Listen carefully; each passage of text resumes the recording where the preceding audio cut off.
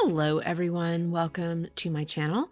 I'm Amy, and I am back again. I want to talk a little bit more about Notion and about using Notion to track creativity, your daily drawings, your daily artwork, and the ways in which you can do that using Notion. There's so many different ways you can do that, so many options you have. It's so flexible to really customize it to your own natural way of tracking and ways of tracking that give you the best kind of data that you want to collect and that you might want to look at later. So I want to talk a little bit more today specifically about using the Kanban boards. I talked before about using the gallery view, and unfortunately I think there were some problems with the audio in that video. I do apologize. I am trying to transition from the podcast side to combining the podcast talk with video, and I am definitely running into some stumbling blocks and some learning curve, and it's to be expected, I know, but I appreciate your patience, and thank you to those of you who did reach out to me who watched that video on using the gallery for drawings and had some questions. We're excited about what that might offer you in terms of organizing your own work. So I want to talk today a little bit about Kanban boards, and that I'm going to focus that on the 100-day project. But first, just a little bit of a recap. I think eventually I'll redo the gallery one, but I want to just say that I am using a daily dashboard. It tracks all kinds of things, and part of that is my daily drawing. So every day I go in, I add my drawing, I fill out some properties for the drawing, keep that in a separate database. I pull that into my daily tracker, and I'm also pulling in Illustrate Your Week, and the 100-day project is a side product of that. I'm surfacing that as a view. So I didn't enter yesterday's drawing, so I typically do it at night. I draw at night. I usually enter the drawing at night, but I'm just going to go ahead and enter it now, and I can just type it in right here. It doesn't exist yet, so as I type it, I need to say create a new page, and it will create that record in my drawing database. Now, I can stop right there. If I click out, it has now created that record, so that drawing exists in the drawing database. But if I want to go ahead right now and enter the fields for this new drawing, the first thing I'm going to do is actually click to say new drawing and pull up a template that way, and that's going to pull in some things. It's going to associate it with a master project. It's going to go ahead and put the current journal and the current week, and I will update that each week. So I can then go through and just quickly, although my Notion seems a little slow today, I can quickly add in some of the other information. The subject is the category of what it is. It was a portrait.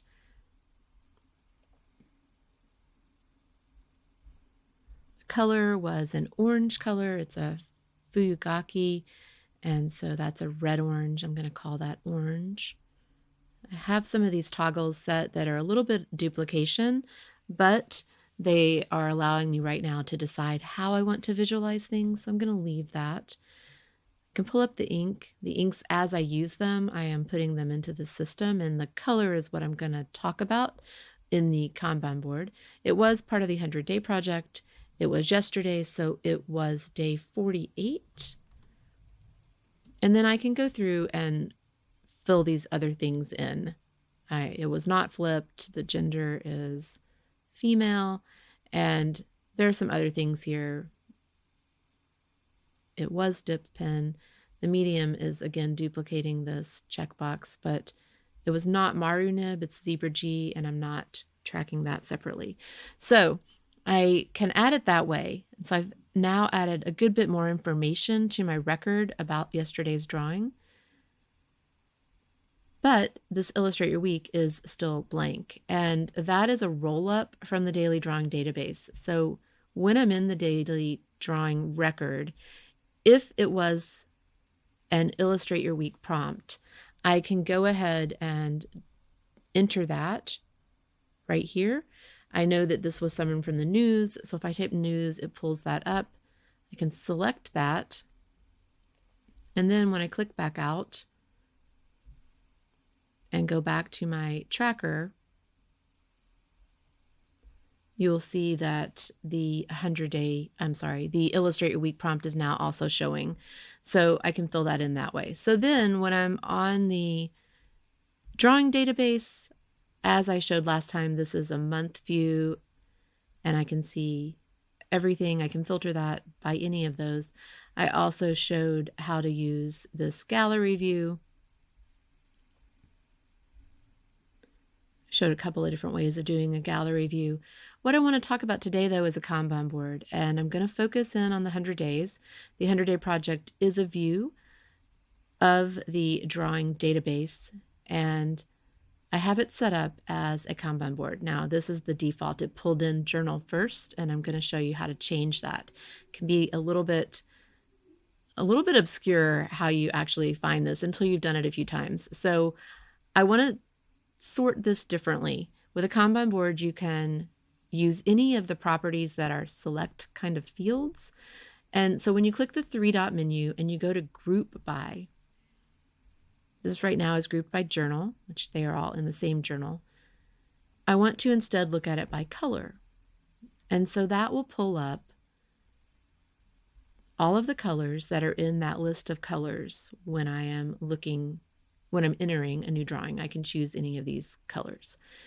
So then I can say, oh, look, I used yellow once. And now I'm tracking this partly because I typically draw in black, which is why most of these don't have a color. I wasn't tracking black initially because that's my default. But with the 100-day project, I am using dip pen. So I am experimenting with different inks and different colors. Some of them work well, some of them don't. They are fountain pen inks, and I'm using them with dip pen with a zebra G nib and a maru nib. And so I've just been tracking which colors I'm using, what inks I'm using, so that's a separate field, and how often. Now, I haven't used every color I own. I haven't tried every ink I own. Definitely some of the fountain pen ink does not work well with dip pen. But as I do this, I've been going through. Now, I can pull this up like this, and I want to show a few things about how these Kanban boards work, because I might say, oh, I don't really like the order of these. I'd like to see it differently. I'd like to see black over here or blue down at the other end. It's not a color I use often. I don't do a lot with blue. I'm going to go ahead and make a second copy of, oh, I did it. So I have another one. So I'm all set up here to show this because I've got one called change order, and I have this one, which is this main one. So this is the initial creation of this view, and it pulled these categories in this order. And this change order is a copy, so it's exactly the same right now. So I want to show you two things. In the copy, so the change order one, if I don't like how these are, I can just move them around. So I can say, oh, let's put yellow over here, and let's put black first because that's a color that I use most often. I use orange a lot. I use pink and burgundy and red a lot. And so I can move them around however I want. Now, that changes this view and this board, but it doesn't affect this other board that I have set up. This one still has this order. If you want to change how that order appears when you're selecting your drawings, you can go back to your actual database. And if I go over here to color, which is the property field where I'm recording that, I click on the name. And if you choose configure options, then you can arrange those however you want. So I probably want black at the top. I probably want my reds, oranges, pinks, burgundies, those things up here because I use them most frequently. I want blue at the bottom. It's my least used color. Actually, I want multi at the bottom. And the other thing you can notice right here is that you can set these colors. So I have most of them set the way that I want them. I think I'll go ahead and set multi to gray, which is a little bit ironic because obviously multi would not be gray normally. And if I look down here, I might change burgundy to red instead of this pinkish tone. But otherwise, I pretty much have these set up to match the colors. So turquoise blue, given the colors that they have. The one color I don't have here is purple, so I can just go ahead and add that in. Yeah, just spell it right. I can go ahead and add it in. I can create purple, and it created it gray, and I'm going to switch that to purple. And then I'm going to scoot this up. Definitely having some sluggishness. I'm going to scoot purple up here just like that. I don't have a real reason, and I don't need to select that one there. So when I go back now to the 100-day project and pull up that same initial one, the one that I did not alter, the one I didn't move around, they now show up in the order that I rearranged them. So, and you can see purple got added and there are none. So those show up. When I go back to the one that I did change the order on, they are still in the order where I had dragged them around. And as you can see, purple ended up at the end. And I could look at it that way. You can add different properties to what you see in each of these. So you can toggle on or off any of the properties. I might want to turn on what day of the 100 days it was, and you can see it adds it right in there. And I could turn on what the subject was, so it would pull in that it's a portrait or a quote or a toy or whatever it might be. So you can turn those on and off. You can add in the card previews if you want, so you could pull the image in, much more like the gallery look. There are all kinds of ways you can do it.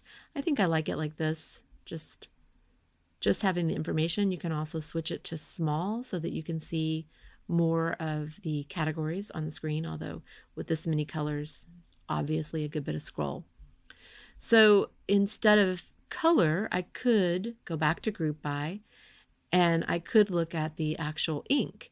And so as I have been using different inks, I've been logging that in addition to the color. So habanero is an orange color, fuyugaki is an orange color, red dragon, obviously I've got these matched up, and I can see which ones I've done. And then if I want to say, well, what did it look like? What did the ones look like that were in Syrah?